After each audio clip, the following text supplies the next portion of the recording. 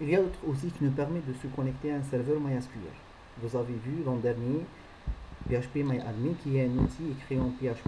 Le problème avec PHP-MyAdmin, c'est que vous devez installer et lancer le serveur web Apache, vous devez installer PHP pour pouvoir travailler avec.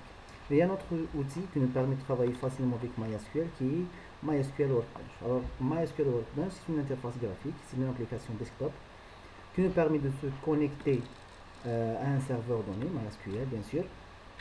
Ici je vais me connecter au serveur local, alors c'est localhost. Et bien sûr le port par défaut du serveur MySQL c'est en 306, je ne change pas et je pense que je ne vais pas le changer. Alors il suffit d'introduire le mot de passe et en patiente. Et me voilà, je me suis connecté. Alors j'ai toutes les options possibles. Je peux voir les utilisateurs, je peux voir les clients connectés, je peux importer des données, exporter des données. Bref, toutes les opérations qu'on peut faire avec un serveur MySQL sont faciles, sont effectuées à travers l'interface graphique. Je peux bien sûr exécuter des commandes SQL et c'est l'interface par défaut. L'interface principale me permet d'écrire des scripts, soit de charger des scripts ou bien d'écrire des scripts. Si je exécute use en figé comme nous avons fait à travers la ligne de commande, on va voir que cette base de données, en figé, est sélectionnée.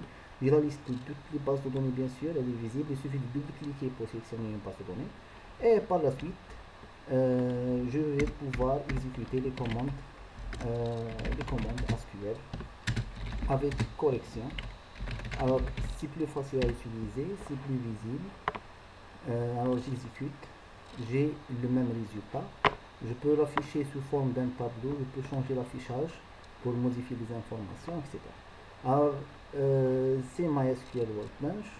Je peux créer des bases de données, je peux charger des scripts SQL, sauvegarder des scripts SQL, bref, tout ce que je peux faire à travers la ligne de commande, je peux le faire directement via MySQL Workbench. Bon, le problème avec MySQL Workbench, c'est qu'il ne vient pas avec le serveur MySQL et vous devez l'installer séparément. Alors, vous devez le télécharger, l'installer, le configurer, etc., etc.